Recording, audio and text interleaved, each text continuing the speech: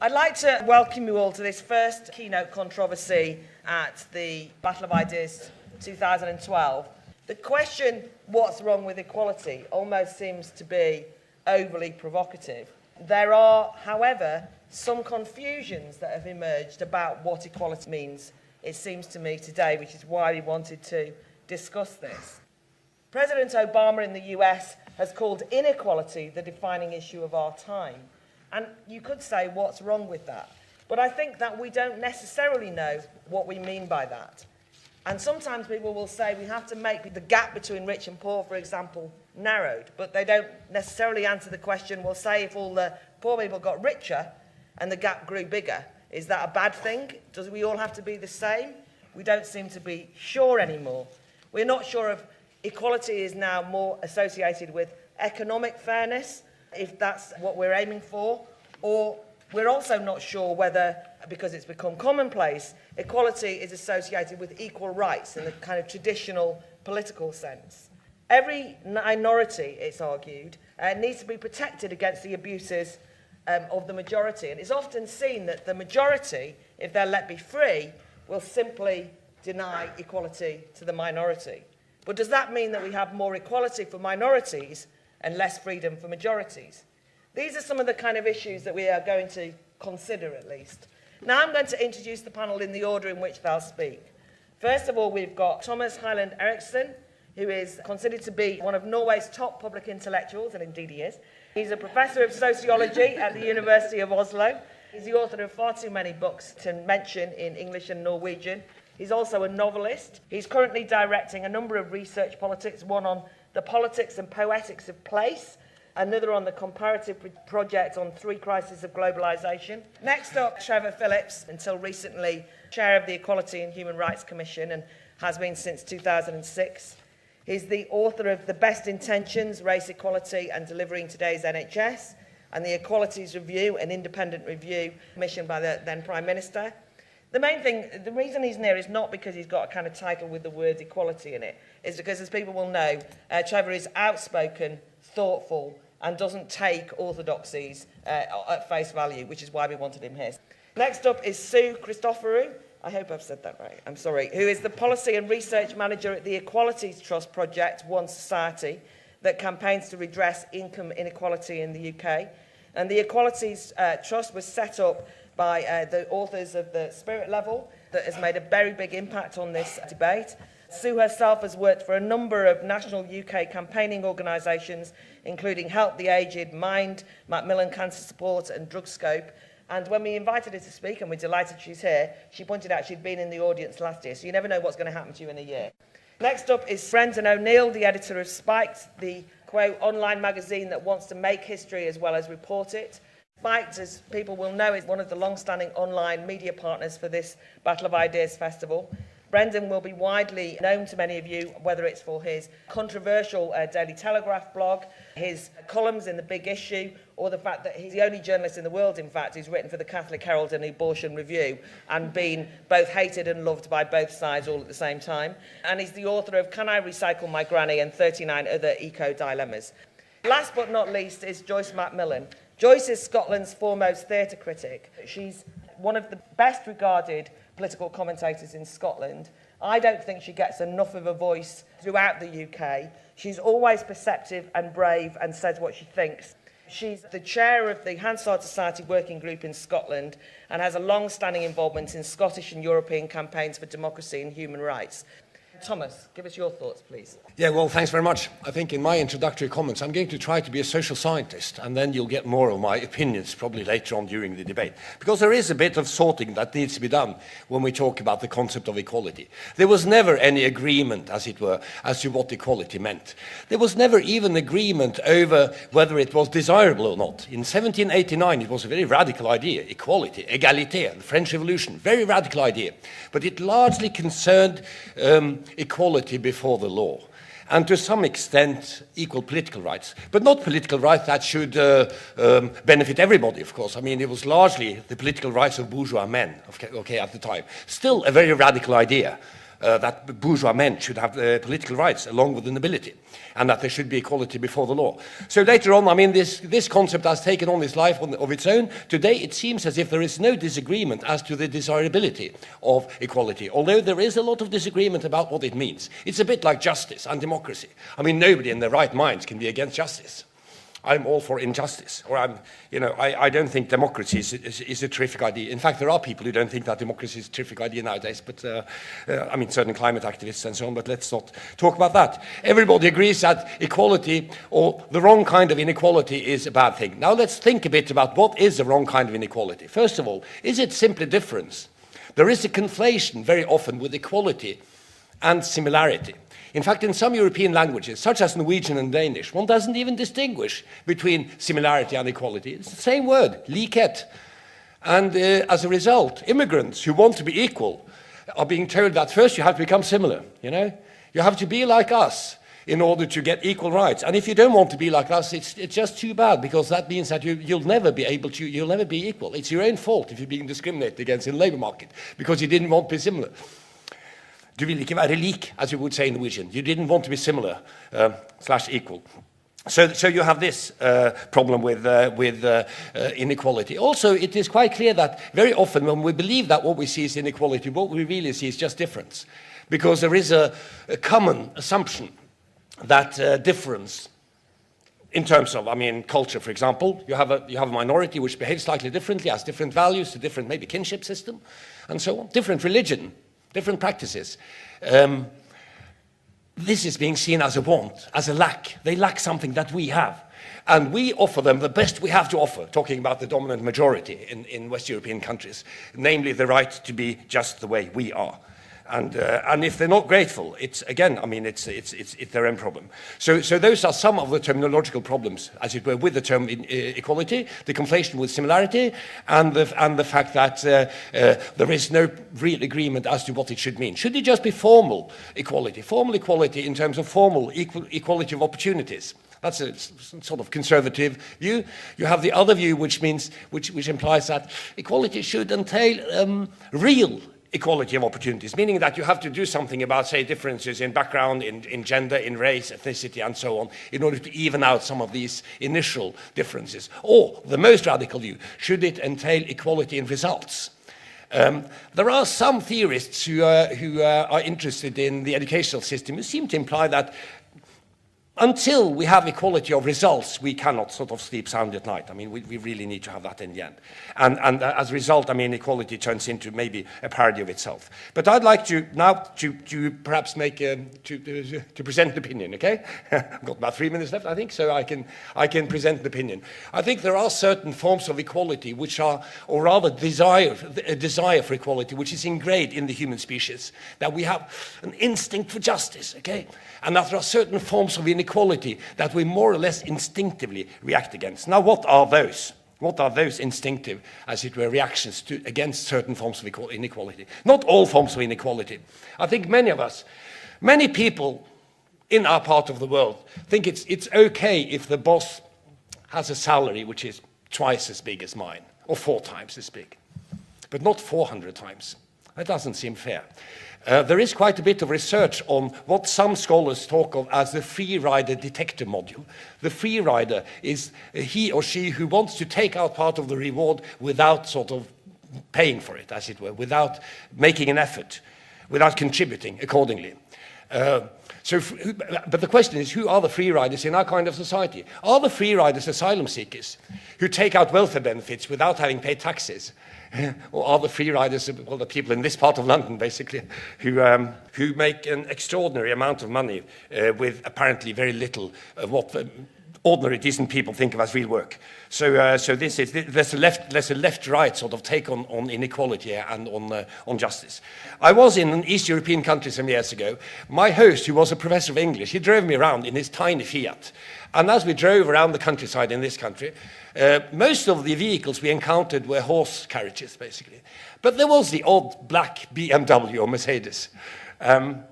And then this guy says, look, I don't care. I mean, I don't mind that some people drive BMWs, whereas I, although I work a lot, I teach students all the time, and I teach them English, which is very useful, and I still drive a small Fiat. I don't care, because I don't care about big cars. I'm interested in Joyce and Shakespeare, you know, so I don't want a big car. But think about the guy with a horse carriage.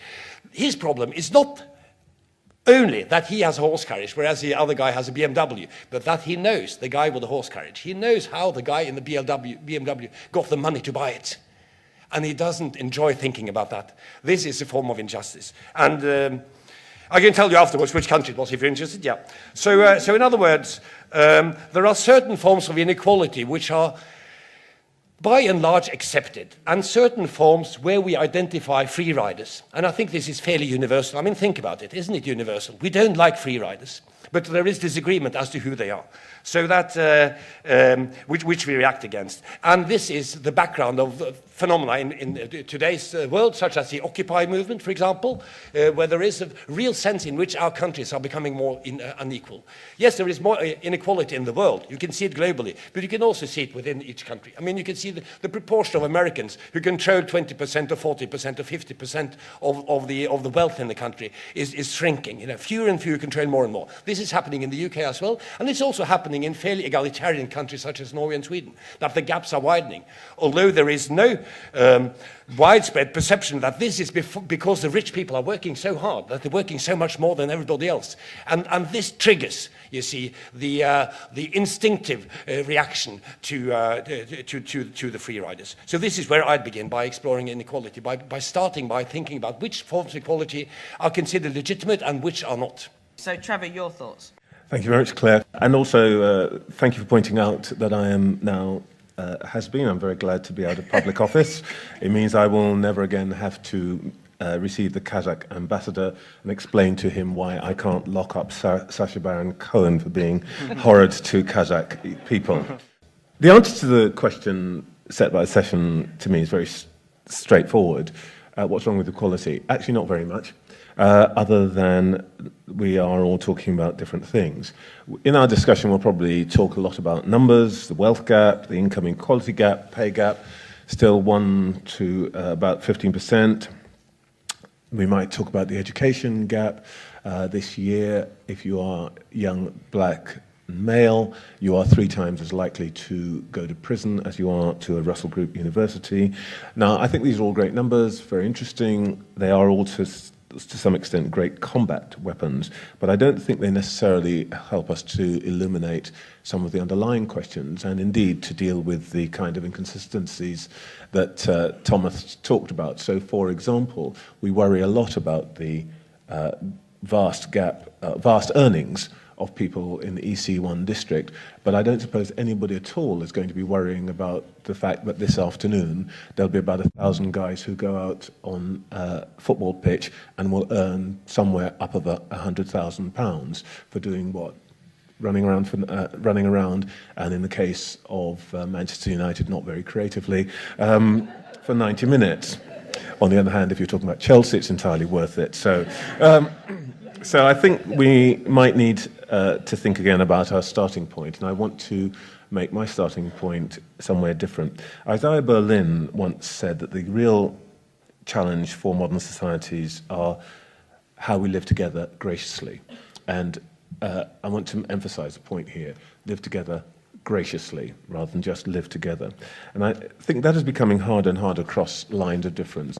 I spend a lot of time abroad at the moment, and it's completely clear that the differences of class, ethnicity, gender mark cleavages in modern and developed societies which make it more difficult to live together graciously. And that is becoming increasingly a phenomenon in our societies as globalization means we meet more different kinds of people all the time. There's greater competition for resources, and we all have to adjust to the speed of change, technological change, and so on. I just want to make one very simple point. When we're talking about the issues of policy, we can get confused about whether we're talking about individuals or whether we're talking about categories. Actually, the challenge for public policy and law, and indeed government, are about categories. What do I mean by that? I mean that the real injustices in our societies are when we are trapped by the accident of our birth.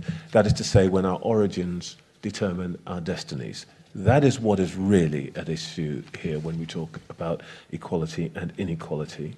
And the worst is when one of those characteristics, whether it's the class, the geography, our race, our gender, is what determines what happens to us. A couple of years ago, we had a case in which Pizza Hut had experienced a spate of people coming in and loading up. I know none of you you're all too posh to go to Pizza Hut, but let me tell you what happens. You can you can go in and you can load up your salad and your salad bowl with as much as you like, eat it, and pay one price and so on. What happened is people going in, loading up, and then running away. So Pizza Hut gave their local managers the discretion to make people who they had experience of or they thought were going to do this pay in advance. Well, you can imagine what happened. In some places, in one particular place on the south coast, they started charging people of one ethnic origin in advance rather than afterwards. And one afternoon, 4 black guys walk in and they sit down. They're asked to pay in advance. They say, fine, we'll pay in advance. And they're eating their meal. And then they notice that 2 guys on the next table, who happen to be white, get to pay at the end. And they say, what's this all about? And there's a row and la la la. Now, what is interesting about this is this. The 2 guys who paid afterwards were just ordinary people, as it were, if there's such a thing as this. They were average Joes. The 4 guys who were asked to pay in advance were professional footballers. They could probably have bought the restaurant with their loose change. But the striking thing about this is their ethnicity, what they looked like, trapped them in that particular situation. That is true. That could be true in a whole host of situations for all kinds of people. I've been in places where someone in a wheelchair they could pay for the restaurant, but they couldn't get in because there wasn't a ramp. So I think the real issue about injustice and inequality is not abstract. It is about when our category traps us in a place where we don't want to be. Economic crisis and globalization are exacerbating these issues. And I think that the central issue for us now is how we understand these questions better. And our problem is that politics hasn't helped us. The right's account of inequality is basically made nugatory by its unwillingness to accept that categories can trap you. The belief that actually, race and class and so on really are secondary to effort and so on.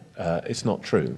And the left's problem is an overinvestment in the idea of categories as victims. It's one of the things that's really driven the left in this country and caused it, we can talk a bit more about why. The third point I want to make about what our difficulty at the moment is that we just don't know enough. And we don't know enough about some of the causes and the way that inequalities work. And let me give you one very simple example.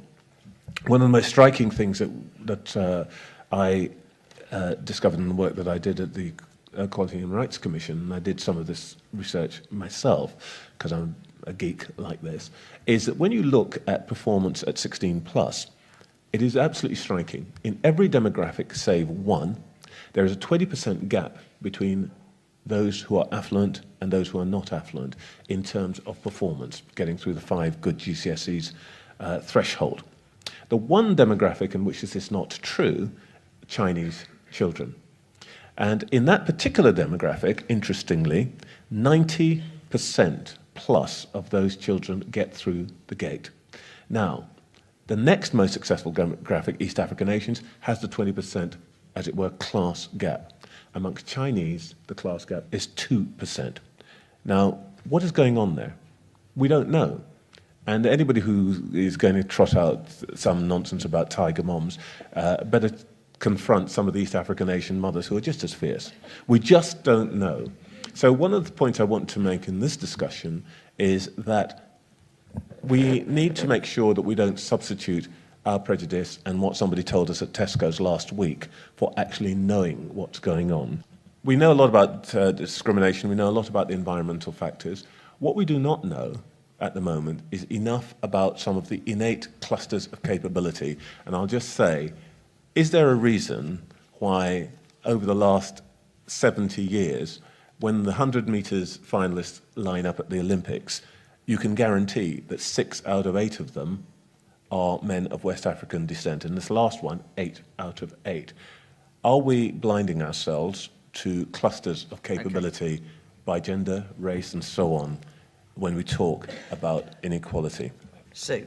I'll give you a quick synopsis about the Spirit level because some of you may not have read it. Basically, a couple of epidemiologists looked at 30 years' worth of statistical data from 23 countries and found that there was a correlation between the rates of income inequality in those 23 countries and poor outcomes in relation to health and social indicators. So the indicators that they looked at were life expectancy, maths and literacy, infant mortality, homicides, imprisonment, teenage births, trust obesity, mental illness, and social mobility. And what Wilkinson and Pickett, who were the authors of the book, go on to say is that where income inequality is not as excessive, so for example in Japan or in Sweden, the scores on all those indicators are lower. Where the gap between the highest paid and the lowest paid in a society, such as in our country or in the US, are massive, then the scores on all of those indicators are far higher. And the question has been put by those who have questioned the point implicit in that argument is there may be a correlation, but is there a causal link? Is there a causal link between income inequality and poor outcomes and all those measures? And the response has to be that, as Trevor just indicated, the complexities of how we determine the links between something like income inequality and poor rates of obesity in the UK, for example, are arguably impossible to tease out. The point is, there is no equally compelling argument, there is no equally compelling explanation of those different scores in those different types of societies than the one proposed in Wilkinson and Pickett's book. And one might then conclude that it's worth investigating whether there is a causal link by redressing income inequality in a given country. So that's a quick synopsis. So in the blurb that introduces us all to this session, the question is asked whether economics is being conflated with political, and I would have to say that economics is political. All decisions about economic policy, fiscal policy, are made from a particular ideological position, be it left or right or wherever else. So I think it's misleading to suggest that there is a distinction between those two, in fact. And the blurb also asks us to introduces this session, asks us, is demanding regulation of bankers' pay or calling for a mansion tax of the same order as the fight against apartheid or inequality? But I think this is a bit of a disingenuous parallel being drawn because, of course, regulating pay is a policy solution that may be implemented if a government was so inclined, as opposed to the structural injustices that are or were apartheid, for example. So it doesn't make any sense to compare one type of policy intervention with the structural inequality, such as apartheid. And also the question of quotas are raised, affirmative action. And the point in the blurb is made that talents are distributed unequally. And as I say in France, c'est la vie. That's just the way it is. What can you do? But some of you may be aware of the idea of the shackled runner. Funnily enough, Trevor's just speaking about running. But so the idea about the shackled runner, for those who aren't familiar with it, is that if you have two runners and they start at the start line of a 100-metre race, and one has shackles around his or her ankles. So let's personalise it. There's me racing against Usain Bolt. Usain Bolt has shackles around his ankles, and I don't. I have a history of smoking and using Ventolin. But because Usain Bolt is shackled, I can get so much further. So we run, and I am at the point where I'm just about to win. I'm 10 metres away from the finish line. And then the adjudicator of this race, who's not very quick off the mark, notices that there's an injustice. Should then the shackles be taken off Usain Bolt? Yes, they should. But then what happens? Should Usain Bolt be moved forward in the manner of an affirmative action programme, or should the race just then continue as it was? And I'd win, even with my dodgy lungs, because I'm only 10 metres away from the finish line and Usain Bolt is much behind me, even though he's far faster. So the point about talents being unequally distributed can only really be explored if one takes away the structural factors that limit access to opportunities, takes away the shackles from those who are taking part in the race of life. And then the question of freedom, and the blurb, I think I'm right in saying, sets freedom against equality. To have equality curbs the freedom of some.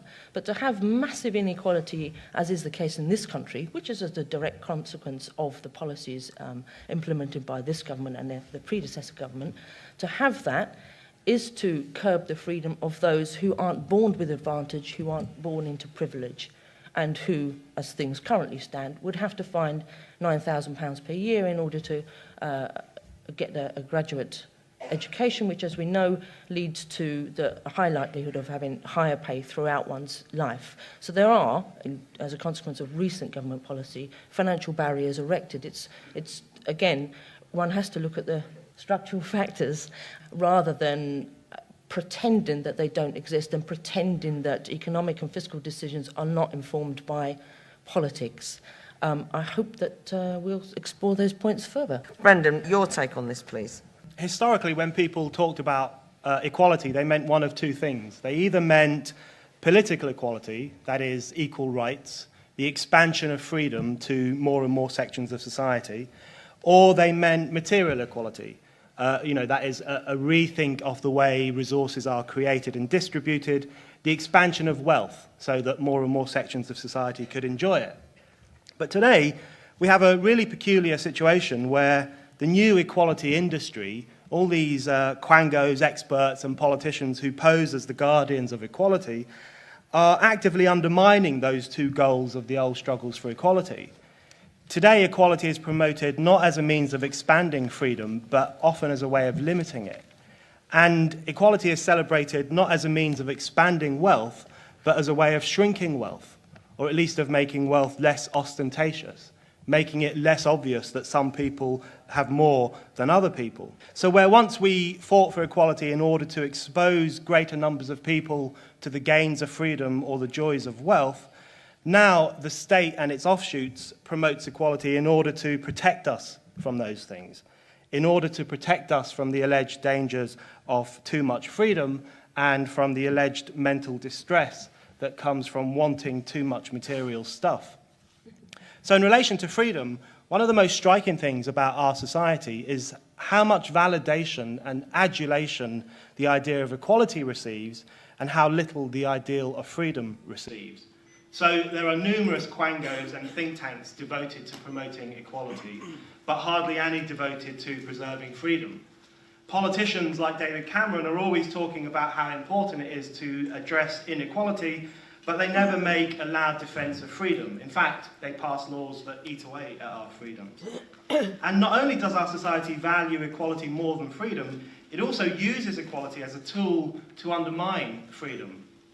And you can see this pretty clearly with the Equality Act, with the new duty of equality that is being enforced by the government, which some religious and political groups have raised concerns about. They're worried that it might be used to undermine freedom of conscience and freedom of association.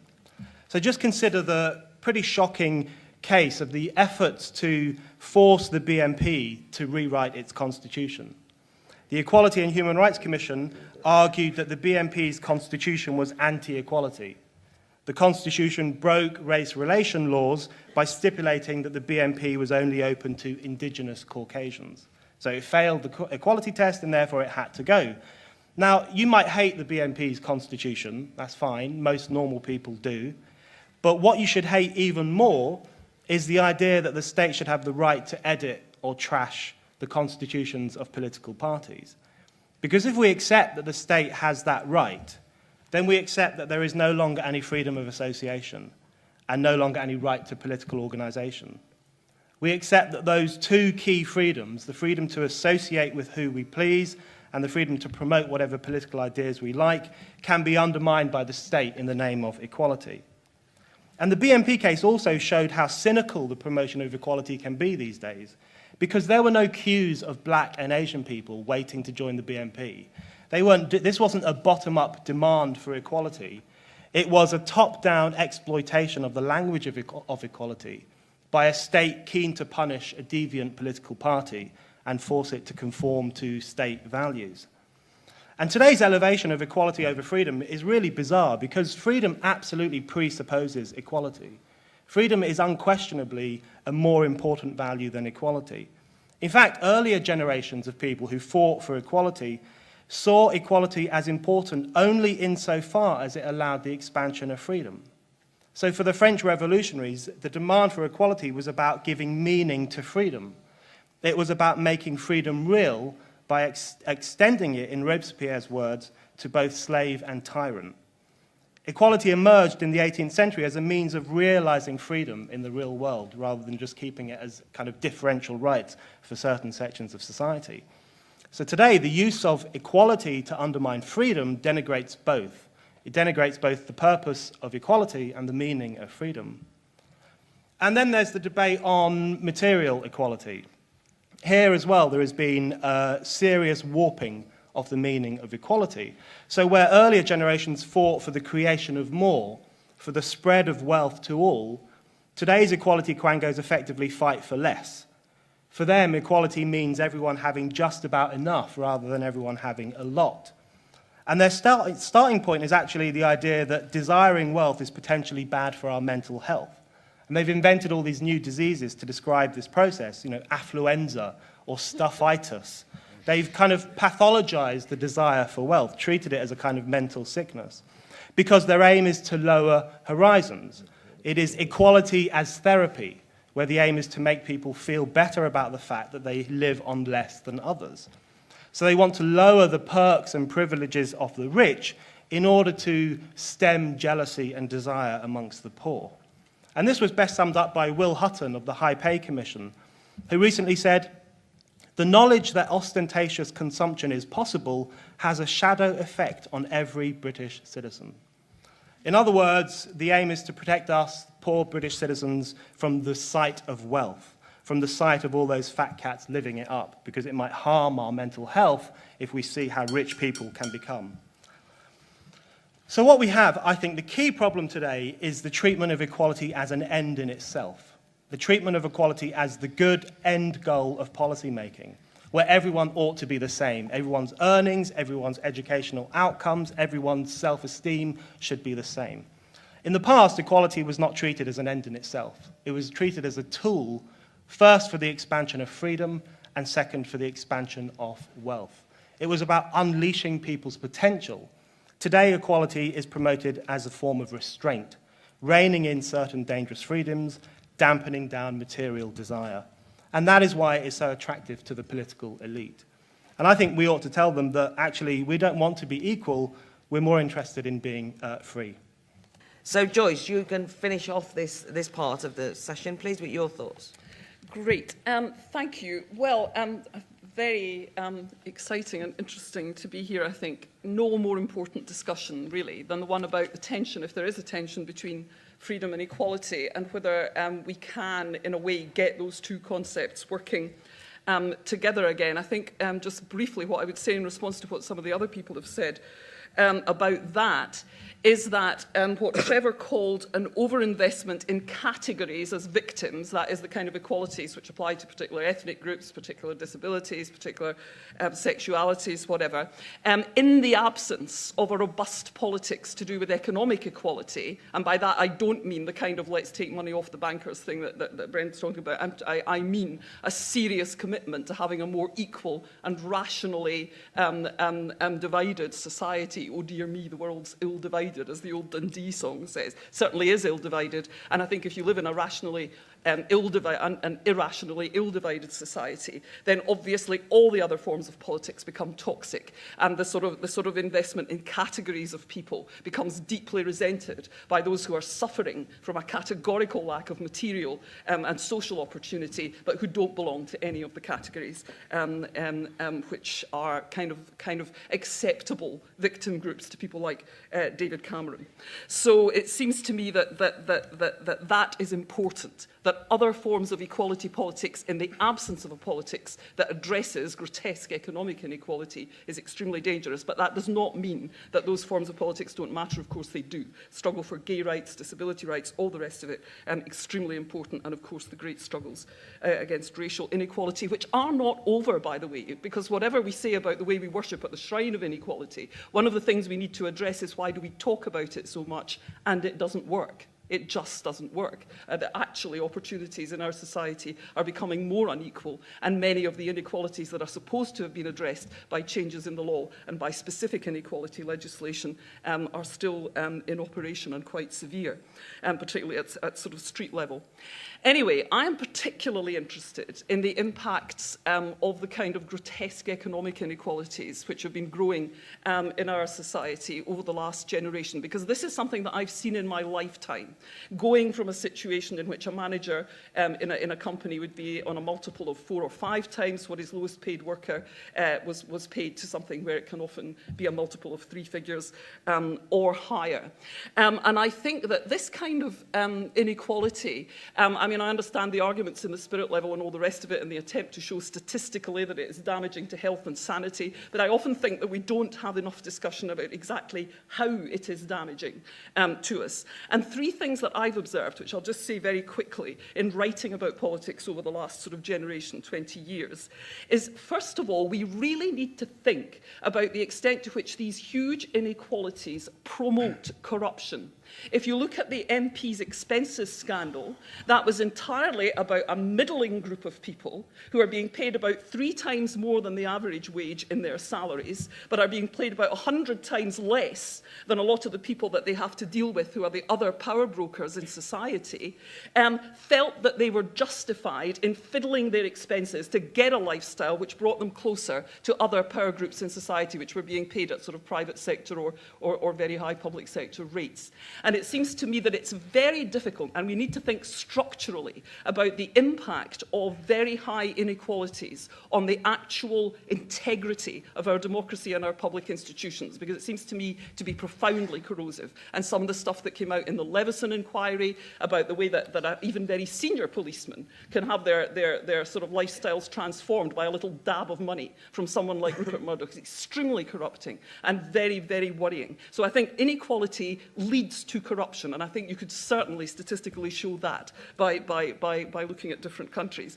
Secondly, it leads to a kind of madness, because you have got a governing elite with a very strong influence over all the political parties because they fund them all, and that's another thing that's changed in my lifetime. Political parties used to be kind of funded by their members and by civic associations like trade unions. Now they are largely funded by wealthy donors, and all of these wealthy donors, insofar as the attempt to morally justify the amount of wealth they have got, are slightly bonkers. There is no way that they can really prove that they are 139 times more valuable to society than a staff nurse running a great big hospital ward. And so they talk nonsense, and they believe nonsense, and they go out to dinner with each other and never meet anyone who disagrees with them. And the things that they say to each other are mad. They think that they are all wealth creators, for instance. I mean, how mad is that? You know, they shift money around and get paid colossal amounts for doing it, and they think they're creating wealth, whereas someone like my late sister, who was a primary school teacher, is a drain on the economy because she's only teaching kids to read. I mean, obviously, you know, private sector is productive, public sector isn't. Something wrong with that scale of values. So there is a distortion of the public debate in favour of a belief system which is frankly very, very close to being completely irrational. And finally, it creates a society with a lot of curious value assumptions, because despite what's been said about it being wrong for people not to yearn for huge amounts of stuff, which obviously a lot of people do, frankly, if you look at the magazines which document the lives of our elite, I wouldn't have most of that stuff in a gift. And the stuff is revolting. It's unnecessary. It doesn't conduce to human happiness. And the happiest members of our elites are the ones who give most of their money away and actually do something useful, like Bill and Melinda Gates. So it seems to me that the value system on which this idea that huge economic inequality is okay is based is just frankly dubious. I mean, most people that you meet are not made happy by having colossal amounts of revolting stuff. They're made happy by the quality of their relationships and by their sense of having a useful life in a community. And so it seems to me that we have to challenge these assumptions. We have to get out of a situation in which most of the decision makers in our society belong to an elite who are greedier, who are justifying amounts of their own wealth which are not justifiable, and who only associate with people who share their very bizarre belief systems. They don't reflect how the vast majority of people in society think. They've bought up our democracy, and it's time to take it back. Every possible conceivable argument is on the table. I am very tempted to argue with them all. Let me just start with one thing to just ask you all, which is about meritocracy, which nobody's actually used the word, but which kind of lurks. You've all referred to it, and I thought, you know, whether it's the shackled runner or it's the question you asked about the Chinese students, Trevor, is just fascinating. I'm not saying I know the answer, but this sort of thing. Is there a danger that we're so worried about the shackles that we lose a sense of merit and treating people equally at a different level? Because, so what do you think about, for example, the proposal that university entrance, I know this is crudely put, but university entrance in this country, that in addition to looking at exam results, that you take into consideration social background, where people live and so on and so forth, does that distort things? And does that actually make people identified as the victim in some ways as well? I mean, trapped a little. Thanks very much. It's an excellent way of putting it. Some years ago, I wrote a book about happiness where I drew a bit on, Wilkinson and all this sort of positive psychology from the United States and all that. And it's called the syndrome of the big bad wolf. And the assumption is that Norway is the big bad wolf after he's eaten the three little piggies, asking himself, what am I going to do tomorrow? In other words, it's a symptom of affluenza, as you might say. The affluenza idea is not really about mitigating the effects of inequality, but it's about the fact that we now know pretty well, after having lived in affluent society for some time, that more affluence is not what you need. When you have 3 DVD players, the fourth one is not going to make you any happier. And it's just as Joyce says. I mean, it's happiness is about a number of other things. It's about a sense of decency. It's about living in a society where you feel that inequalities are not indecently big or unjust. And secondly, to respond to Claire's question, it's also about achievement, And this is where the left has always failed. They've always given the best argument to the right, as it were, about individual achievement and merit. And in order to be happy, you have to be allowed to do something difficult and get recognition for it, in addition to living in a society where there is a reasonable distribution. So in other words, the left has a good set of arguments and the right has a good set of arguments regarding the individual in this debate. Quick points. One is, one to you, Claire, the idea that this hasn't been contested grounds, the Girondins and the Communes killed each other in thousands because they had different ideas about equality. This has always been contested ground. There's never an agreement. And, well, I'm sure we're going to get onto Joyce's point about, wouldn't it be fantastic if we were all kind of poor and miserable in equal doses proposition. I think we should discuss that. I don't know your background, Joyce, but all I can say is anybody who has ever been really poor, the notion that poor and happy go together doesn't really work in real life. On the issue of this university question, I don't think we should... See, this is what I mean by not knowing enough. If we think about these things in abstract, then we walk down an odd road. The question is, what is the point of the university entrance system? It is in order to help universities select people who will give us the largest number of capable graduates. That's why we spend a load of money on higher education. I know there's a lot of stuff about, it's to realise people's potential and all the rest of it, but actually the real reason the state gives a lot of money, puts a lot of money into this territory, is for a very simple reason that we need those people economically and so on and so forth. Now, the question is, what is the best way to do that? And I would argue that the problem that Alan Milburn is trying to address is that there's an existing distortion in the way that recruitment happens. That the existing education system, for reasons which we all know, actually shuts out people who are perfectly capable of becoming part of that supply of very outstanding graduates. And if I can come back to the issue of evidence and facts, as one of the BBC correspondents said this morning about the Andrew Mitchell thing, the facts don't matter. Actually, I think it's completely the opposite. I think the facts really matter here. In the United States, after they introduced affirmative action, this is one of the axes of the case that was made to the Supreme Court in the Michigan University case, those of you who follow these things will know about that, is that actually post-affirmative action, the great state universities, who are the biggest group of universities in the United States of higher education, of the upper tier of higher education, their quality of graduate improved post-affirmative action. It wasn't true about your Harvards and Yales and Stanford and so on, because they're a particular group. But for the biggest chunk, what affirmative action did is that it took away the blockage that would have brought, in earlier years, people into those universities who were very capable of getting very good degrees and doing rather well. So actually, affirmative action, which, by the way, I'm not particularly a fan of, but in this particular case, the evidence demonstrated that what it actually did was to improve the supply of good graduates. So I think what Alan Milburn and his study is trying to do is to point the way into which British higher education might stop depriving itself of talented and capable people, which the recruitment system currently shuts out. I am passionate about meritocracy, but I think it's what's instructive. I mean, I live in Edinburgh, which is a university which for quite a long time has been quite fashionable with the posh. And if we think of it not so much as a problem of bright people needing a sort of illegitimate leg up to get into top universities because they come from underprivileged backgrounds, the issue in my mind is the number of posh idiots who are in courses quite clearly are only there because they've been drilled to the nth degree, because, you know, they're not particularly bright, they don't particularly know a lot about the world, they run about the place showing absolutely no sense of how to behave in society, they sort of shout their heads off, they get drunk, and yet somehow they have got into university. And it reminds me of when I was a little child in the 1950s, in that nirvana of equality, and I was reading Bertie Wooster books like this. Well, it's probably the early 60s, actually, by the time I was reading them, and I said to my mother, "But Mum, Bertie Wooster's really stupid. How did he get to go to Oxford?"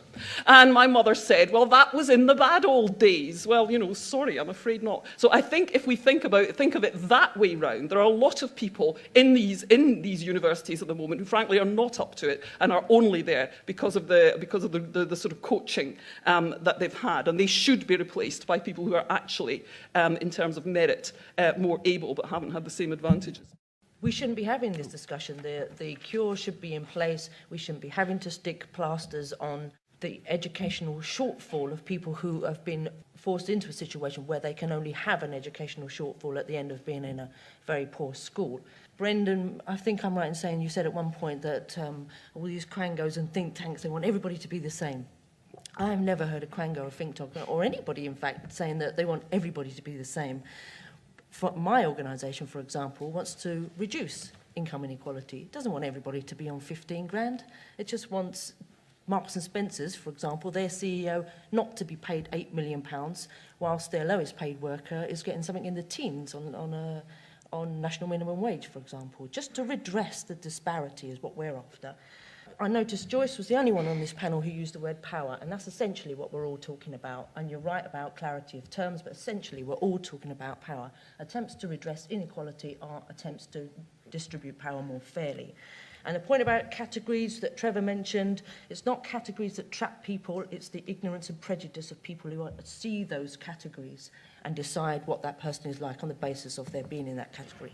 Well, I think, you know, the obsession with wages and who gets paid what and who has what in their house and how disgusting it all is, all that stuff is really, it's basically a kind of middle-class moralism. You know, the middle classes have always been very disdainful of the very rich and quite disdainful of the very poor as well. So I think that's what's happening here. And the obsession with wages also reflects an inability to put the case for the creation of more wealth. You know, it's all about moving around those things which already exist. So this amount of money should be shifted over here a bit, and these resources should be shared out a bit more fairly over there. Whereas older arguments for equality were about expanding and growing wealth so that there was more of it for everyone. And I think the obsession with who gets paid what really speaks to the limited horizons we have today. What do you think of what I said about corruption? Well, How I think do you avoid corruption where wealth disparities are so grotesque? Well, you know, the idea that corruption is widespread in lots of institutions, including some of the quangos that fight for equality. You know, there is, you know, the idea that it only exists amongst policemen and... That's a libel, by the way. Well, the idea that it only exists There's between only one. policemen who do favours for Murdoch and everything else, No, that's no, nonsense. that's the structural point I was Yeah. making about how Right. easy it Yeah. is to corrupt. Corruption takes many forms, and currently we live under an increasingly undemocratic political clique made up of quangos and think tanks and various other experts. Those people are as open to corruption, I believe, as are the people you're talking Yeah. about. I'm all in favour of removing barriers so that people have equality of opportunity, but I'm not in favour of replacing, creating leg-ups for people. That's what I think is a problem, because there is a presumption of fragility in that. There's a presumption that people are fragile, they need help, they need state assistance. That has a really dramatic impact on how people conceive of themselves and of their abilities and of their strength and their hunger and everything else. So yes, let's remove all the barriers for people going to university, getting jobs, let them compete equally, but I'm against the creation of leg-ups or state assistance to help them on their way, because I think that's patronising and destructive. We all agree that inequality is a bad thing, and I think there's a bad way to face it, which is moralizing the problem. The question is, what is the proper way to face it? And as I see it, there is the freedom of me that I'm earning £8 million, and against the freedom of the worker who thinks that I have the right to have access to this wealth as well. And as Marx says, when equal rights collide, power decides. So I think that the best way to put forward the cause of equality is by the pursuit of power and the pursuit of personal and class interests. But how does this happen in practice? So my question to Brendan would be, if you are, let's say, to make it a caricature, like a Bangladeshi proletariat, how do you pursue the cause of equality? Although I saw a lot of sort of eyebrows raising when Brendan was talking about how the debate about inequality tends to descend into a denigration of wealth. I think what actually happened on the panel was exactly that. And I'm sorry to you on the end, but that's what you're saying is essentially a romanticization of poverty. The ability to find happiness in really horrible situations becomes a rationale to keep people in terrible situations, situations to which most people would not submit themselves. And when you see this in developing countries, it often becomes a rationale for people keeping people in traditional lives where it's just basically naturalizing poverty. But so yeah, the argument becomes not about sort of inequality, wanting more, wanting to create wealth, and so on. It's always like after a certain level of development, there's no more happiness. After a certain level of income acquisition, we don't see any more happiness, right? It's always very convenient that it's this level of development. You know, it's this time period. Whereas actually, I have no idea what things will happen in the future, what sorts of things I won't be able to live without, what sorts of things we accept now that we won't be able to live with. So it just becomes a very conservative argument that's wrapped up in a rhetoric of radicalism. It's basically saying, how do we hold on to the present against an uncertain future? Why is nobody drawing any conclusion from the point that, that Trevor made about the performance of the Chinese community in Britain's schools that suggests that the thinking of the left for the past 20 years has been completely wrong? We don't know what the mechanism is precisely why those Chinese children outperform, but what it definitely must show, surely, is that the solution to the problem is within the community itself, and that designating communities as victims is actually wrong. Equality can be achieved in two ways. Either by taking the shackle off the first person, or putting shackles on the second person. Don't you think that in some cases, in case of education or wealth, government finds out that taking shackles off from the poorer person is very difficult, so they decide, let's put the shackles on the other side? Is this the case that is working at the moment?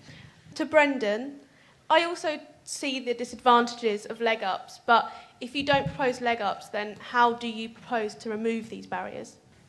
When we look back at the French Revolution and stuff, we kind of tied in together reducing income inequality. Did we sort of tie that into just getting rid of grotesque poverty? And is it, now that we've slightly moved on from that, is that why we find confusion? Caspar Hewitt from The Great Debate, and I've been doing some research into this topic as well, because we're doing an event in inequality as a Battle of Satellite, and it's actually been really depressing, the degraded discussion of equality today. Because actually equality was one of these really great political ideals. It was all about universalism. You know, it was the driver behind all sorts of things, from extension of the franchise to free education programs throughout the world. You know, and to degrade it and narrow it down to this rather miserable discussion of income inequality and austerity.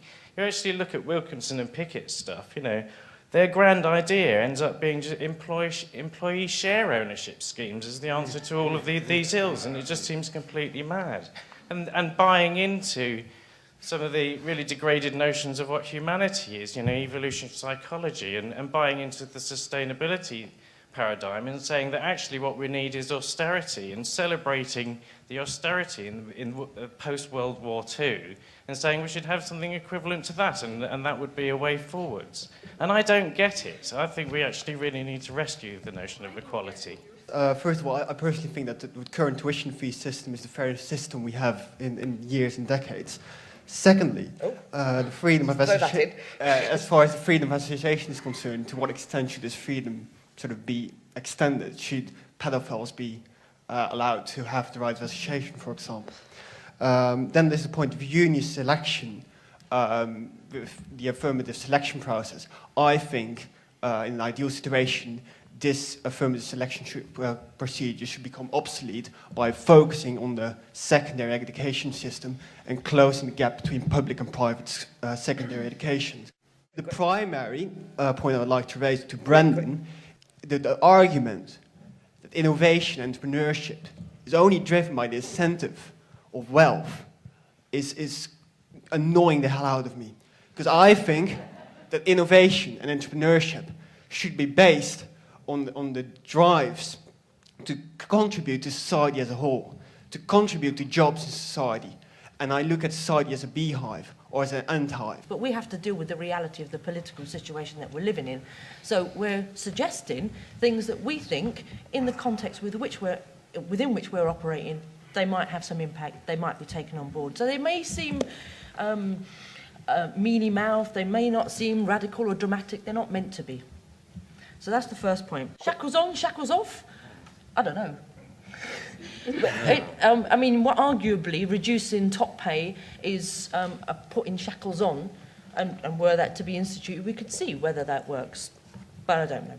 I mean, if you're talking about narrowing and depraving public debate, the idea that people are only motivated by money, I think, is one of the ugliest aspects of the current whole political debate in Britain. And you hear people saying it all the time. Oh, you know, if these people aren't allowed these grotesque amounts of salary, they'll leave. Well, I doubt it, frankly, because people have got other priorities. They might actually like living in London, for instance, or whatever. So people's motives are very complex. Now, I'm a theatre critic, which means I deal all the time in the world of the arts, where hardly anybody earns a six-figure salary. You may be running a very big organisation and be on about 60, 70 grand if you're lucky. And nobody minds that. And I'm sorry if that's romanticising poverty. You know, 60 grand is not actually poverty in this country. That might come as news to you. But it seems to me that for people to be contented with good living salaries, doing jobs that they love, is not a bad thing. And that's what I'm talking about. I am absolutely not talking about poverty, because I grew up in a place where there was a lot of poverty. I've seen poverty. I'm not interested in poverty. But I'm interested in people living lives which are secure in the sense that they know that they have a role in society and that they have a future. And that does not necessitate anyone being paid £8 million a year. And to talk as if that was the dichotomy that we're dealing with, either grotesque inequalities or some kind of romanticisation of poverty, is to totally destroy this debate. No one is romanticising or advocating poverty. So that's not what's happening. Finally, moralism. Human beings are moral animals. As Thomas has argued, if we live in a society which appears to us morally wrong, unjustifiable, and chaotic, we start to go mad. So there's nothing wrong with moralism. Politics is about putting our moral and our ethical principles into practice. That's why we have it. Just to add very briefly to the allegation that what one is doing when one talks about reducing inequality is romanticizing poverty and denigrating wealth. In fact, it's the opposite, because we have to look at this globally. I'm enjoying my coffee, okay? It's very cheap for me. I can drink as much coffee as I like. But the guy who picks the coffee beans, he works 10 hours a day. He'll never afford to buy a TV set. We've all read now about the ways that these things are being made in China. You know, we do have what some call a new system of slavery, only it's global and it's invisible. And these things really need to be addressed if you want to be serious about talking about inequality. And it's not about denigrating wealth. It's about distributing it in a more fair way. So when you talk about people who take a share which is not rightfully theirs, it's a result of a moral outrage, as Joyce says, and it can be turned into politics. And in fact, that is exactly what's happening around the world these days. I just don't like the discussion about structural factors. I just don't find it convincing or useful. And what's interesting is that in their attempt to address these so-called structural factors, the state and its quangos often just create more structural factors and more structures to help people and to assist people, and it just creates layer after layer of structure in people's lives. And there's a real strong element of class determinism in this discussion, not class solidarity as you might have had in the past, but class determinism, the idea that someone's whole life is mapped out for them by virtue of the fact that they were born in a certain street or to a certain class.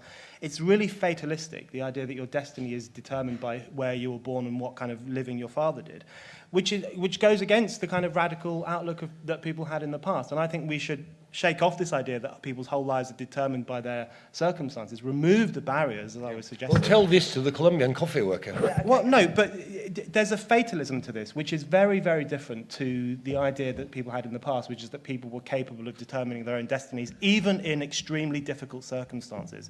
The equality discussion today is very patronizing and very pitying. And I think the fact that we're even talking about shackles, who should we shackle? Should it be the rich? Should it be the poor?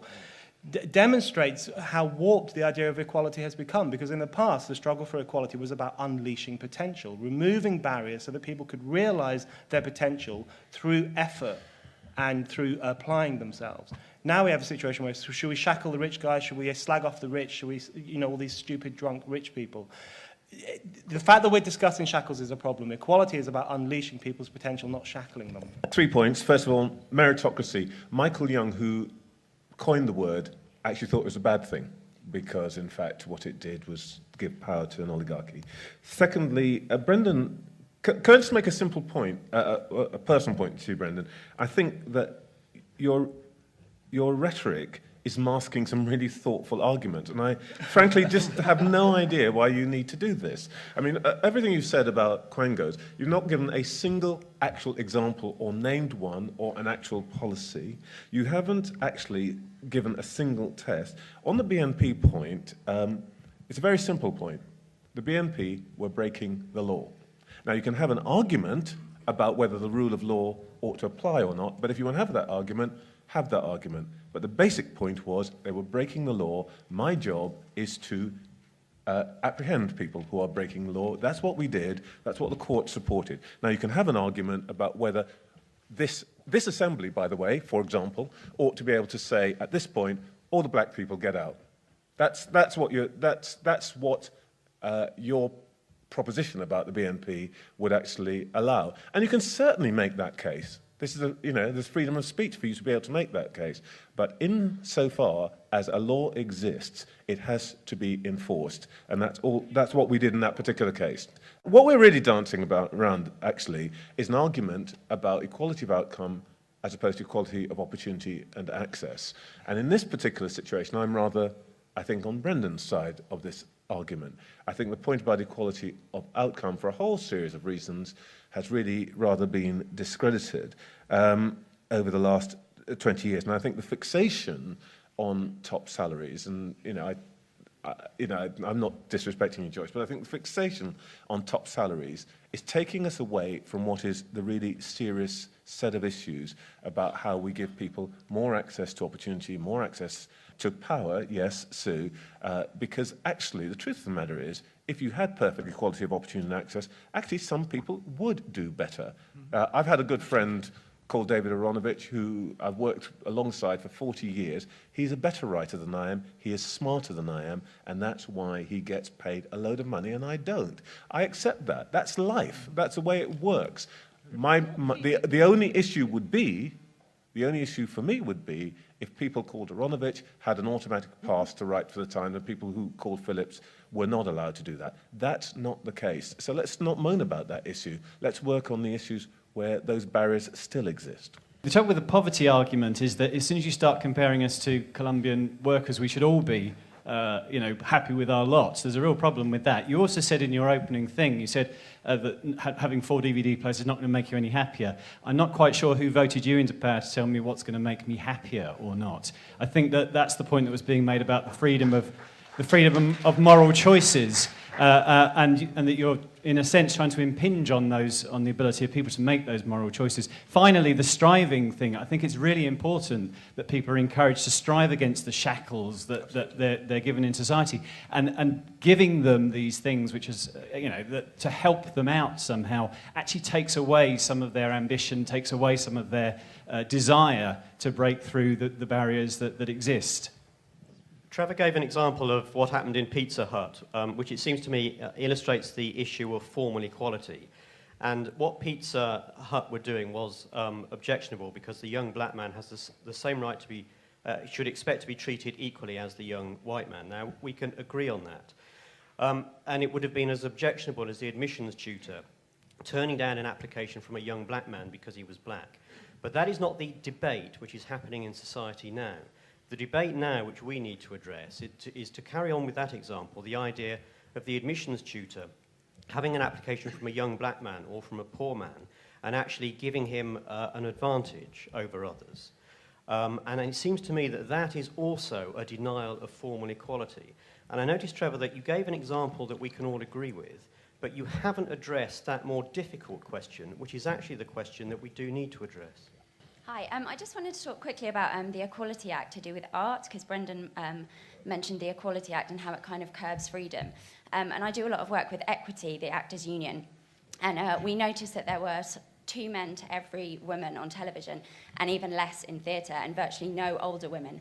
And there was a big debate about whether you could use the Equalities Act within art. Is it fair? Can you tell a playwright that they have to write the same amount of women and men, which we didn't. But what we did do was use it to go to theatres and commissioning editors and point out their obligations with equality, and it has worked.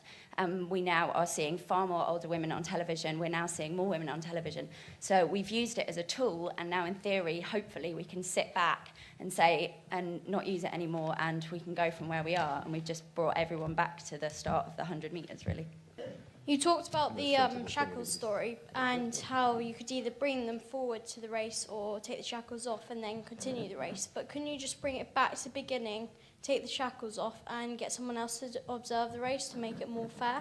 We've not talked very much about gender at the moment, but I think the one thing to remember about gender, which I've learned, is that you can never stop. If you stop for 4 years, it starts to slip back again. So it's a fight that is never over in terms of getting proper representation of women in public life, because, until the day, whenever it is, when men take on an equal responsibility for private life, which they haven't yet, who writes the Christmas cards being the big question, and who looks after Granny. Now, this question here is a very important one, the one about money, and Trevor referred to it as well, obsessing about top salaries. The point about the degree of inequality that our society has reached now is that it's not just a question of some people having a lot of personal wealth. It's a question of some people having so much, or a small cadre of people having so much of the national wealth that they are essentially buying our political system. Now, maybe nobody voted Thomas into power to suggest that nobody needs 4 DVDs, but certainly nobody voted the people into power who are creating the ethos within which our children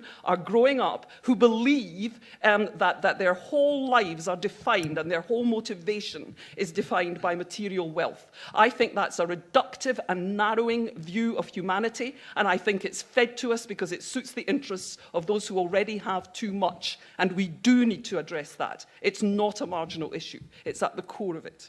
Trevor's point about throwing all the black people out of this room, well, the difference between this and the BNP is this is a public meeting, publicly advertised, to which the public has been invited. The BNP is a private association. It's a private political group. If you go right back, one of the great insights of the Enlightenment, go right back to John Locke, was the idea that private groups, religious groups, needed to have a strong element of self-governance and resistance from state intervention. And I think one of the things that the equality mission of the upper echelons of society is now doing is undermining that Enlightenment ideal by throwing open private groups, private associations, freedom of association to the intervention of the state. I think that's a bad thing. The person who said there should be no shackles in the first place at the start of the race couldn't agree more, in contrast to the person who suggested that shackles give a spur to somebody to strive against them. I disagree completely. And the point on giving people a leg up is giving them an advantage. No, it isn't. It's redressing a disadvantage. Look, the point, Brendan, is that political parties in this society have certain legal rights. And in return for those legal rights, they have certain obligations. That's just the way it is. Now, if what you want to do is to change that balance, then change the law. But don't ascribe it to, some evil conspiracy of quangos or individuals. Deal with what's really there. And I think your argument, frankly, would be much stronger if you did that rather than trying to construct some ridiculous conspiracy. Can I just make a quick point? Most sensible comment, if I may say so, of the morning, the lady from Equity, where actually what happened was transparency made the difference. You're completely right. The Equality Act doesn't take out any freedoms. You can't use it in that way. And the last point, the most significant question to me, the gentleman who asked, who said that, what about, if the Pizza Hut thing works another way? You're completely right. And this is the point I started out by saying. There are a lot of things we just don't know how to solve yet. And in the meantime, what we tend to do is to try, in a situation where we think that there is a kind of cultural or institutional or structural bias, to introduce some other levers that will counterbalance that. Now, I think that's a halfway house. It's an inadequate solution, but sometimes it's the only way that we can make sure that that some biases which exist for reasons that we don't quite understand and we can't quite solve, that it's remedied at some level in today's world. It's an inadequate answer, but it is the only one we have at the moment. So, first of all, there's something very British about the way this debate is being framed there, about equality. There's a lot of talk about money and class and a bit about liberal virtues, very much in the spirit of John Stuart Mill. Had this debate taken place in France, presumably there would be a lot of discussion about civil aspects of, civil rights and that sort of thing. Had it been in Denmark, everybody would have spoken about the Muslims and the cultural minorities and how to integrate them and how to force them to be equal, because we don't want them to be different. Had it been in Sweden, everybody would have talked about gender. In Sweden, equality is gender equality, and in Norway partly the same. So I just like to give that brief context, and then very briefly to reiterate my own position to preclude any misunderstandings. Yes, I'm against shackles, okay? I think, equality of opportunities does create differences because we are differently gifted, differently motivated, and so on. But we should try to neutralize the differences in background in order to create that equality of opportunities. But when those inequalities do emerge as a result of the equality in opportunities, there are limits as to what human beings are prepared to accept regarding inequalities. And this is really what Joyce has been harping on about, and importantly so. And it's an important point to make because it's exactly what we see happening around ourselves now in the world. That, in fact, as I said, a diminishing number of people are demanding and grabbing a larger and larger share of the pie. And the people around the world are simply not prepared to accept that anymore because it goes against our innate propensity and instinct and all our sort of emotions that tell us about, justice, fairness, and the limits of inequalities. Perfect battle of ideas. Thank you very much to all of you.